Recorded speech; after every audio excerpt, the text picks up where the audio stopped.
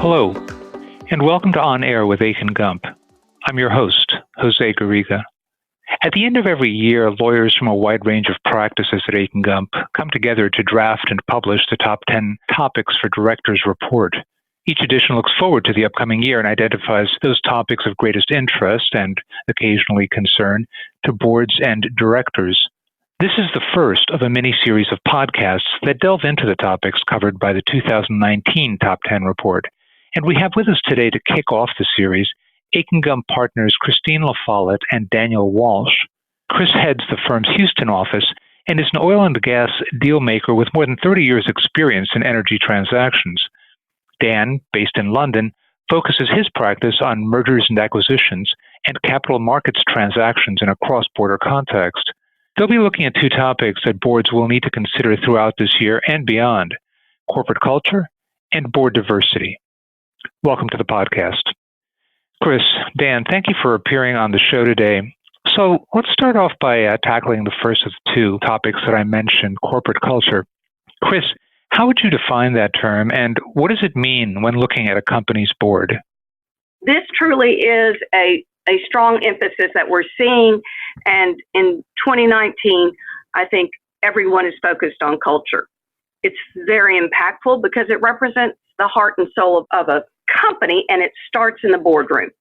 It requires a board to help interact with management to guide the strategy of the company, and it involves all people, their values and their reputations. And we have found in our experience, because Dan and I and many of our colleagues have been in many a boardroom, that this truly makes a difference of how the board guides the success of a company. And it is the core values that the board helps management establish and run throughout the organization. And those core values make the difference in what will lead to the outcome of the company, not only following its strategy, but maneuvering all the events that come along the way. Well, that's a good point. But talking about core values, maybe they're easy to apply or uphold in the best of times. Let's look at a less happy scenario and discuss crisis management as an example. How would a company's culture affect then how it handles an internal or external crisis? Great question, because no matter what, a crisis is going to happen. We live in a fishbowl, news flies, events happen. So I'm glad you asked that, because the culture does impact how you address a crisis, and a board needs to be ready. And I think of terms that a board should even be so intertwined with management that they do dry runs. They be prepared for what could happen. And we have seen that be very successful. We even help companies do those dry runs. And with that comes the benefit of being able to deal with that instantaneous reaction. And I think about those crises can come internally and they can come externally. We certainly all have been through the experience of seeing the Me Too movement and the impact it has on companies. And I think in particular, focusing on allegations that come up against the C-suite. And so again, this would not be something that I want a board to hear about it the first time and have to think about and develop a plan to respond, but to in fact have already done this so that they can be thoughtful and careful and address this without it exploding in the company's face.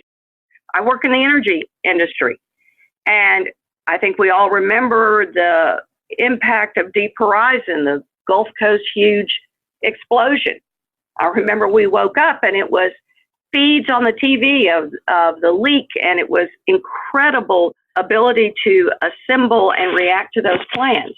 So I've actually worked with companies and we've done dry runs on those situations.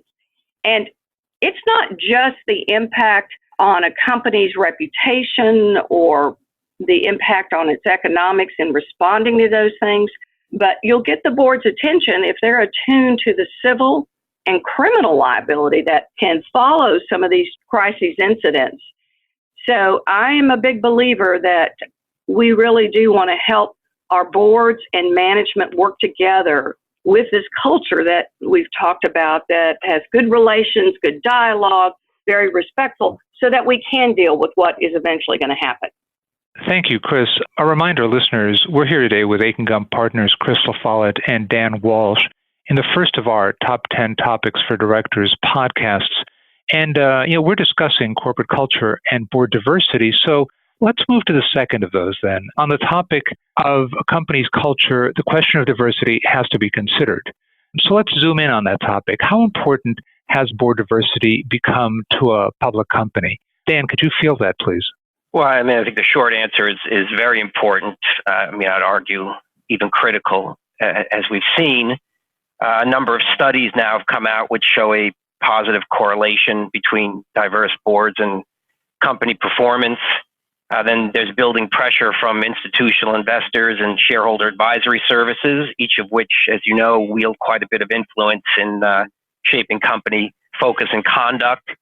We also see now is in the United States as well, governments starting to take action. For example, the state of California recently passed a law requiring California-based public companies to have at least one female director on its board by the end of 2019. The focus has been in these areas has been mainly on gender diversity, but there's also a push for, and I think what you'll see more of in the future is a push for all sorts of diversity, including race and age. Thank you. Well, looking then at something that I know is very important from a corporate governance standpoint, how is board diversity being viewed from the standpoint of proxy voting? Well, I think it's a main driver of change. Whether it's in board diversity or it's in corporate social responsibility, institutional investors own 70% of the shares of U.S. public companies, so their views count for quite a bit. In addition, the shareholder advisory services who give recommendations on board votes and annual meetings wield quite a bit of influence, as I just mentioned. And what we see there is both the institutional investors and shareholder advisory services putting increased pressure on companies with non-diverse boards. And as an example, BlackRock added to its 2018 proxy voting guidelines that it expects to see at least 2 female directors on every board, and in fact has voted against board members over diversity concerns. With respect to the shareholder advisory services, Glass Lewis, for example, put out its board diversity policy for 2019 that provides that it will generally recommend voting against a nominating committee chair for re-election if the board has no female directors. So, this is going to impact board members and whether they get re-elected or not, and it's a huge driver of the change in board diversity. Thank you, Dan. So just to wrap up, maybe some takeaways for listeners that I could ask each of you to field. What is the outlook for change in board composition and culture as a function of these factors you've mentioned and other factors that are discussed in the report? Chris, could you lead off? Well, in following up on what Dan said, I think the diversity is very important in helping to drive the cultural benefit of a company, in that the culture of the company starts at the top, it starts with the board, and if there is a diversity in that boardroom, then there will be the benefit of being attuned to different perspectives, aspects, and opportunities, and I think it drives the culture so that permeates down through the company. So I think this is very important for the culture of a company, that the board takes their role quite seriously and works with management. This shouldn't be a situation where it's the board versus management, but let's work together and have a team approach.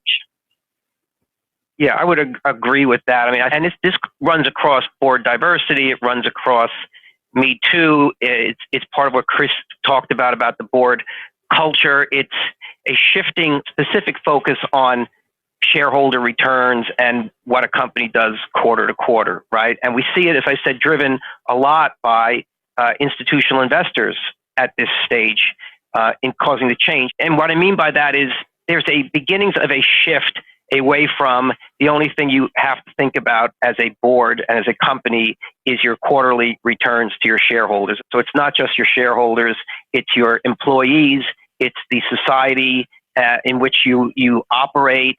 And So I think that's kind of overarching all of the items on our top 10 list to a large degree is this what I think is a shift away or a shift back to, one would argue, because, before the 1980s when there was a perceptible shift to the only thing you need to focus on is return to your shareholders and what people will argue is a rise in just short-termism.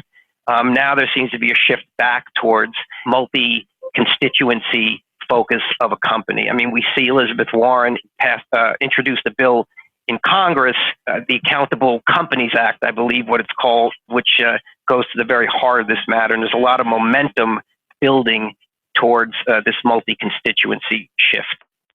Thank you.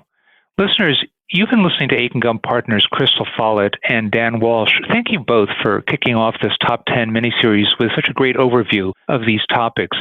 And thank you, listeners, for your time and attention. Please make sure to subscribe to On Air with Akin Gump at your favorite podcast provider to ensure you do not miss an episode. We're on, among others, iTunes, Google Play, and Spotify. To learn more about Akin Gump and the firm's work in and thinking on corporate governance matters, look for corporate governance on the experience or insights and news sections on akingump.com. Until next time. On Air with Akin Gump is presented by Akin Gump and cannot be copied or rebroadcast without consent. The information provided is intended for a general audience and is not legal advice or a substitute for the advice of competent counsel. Prior results do not guarantee a similar outcome. The content reflects the personal views and opinions of the participants. No attorney-client relationship is being created by this podcast, and all rights are reserved.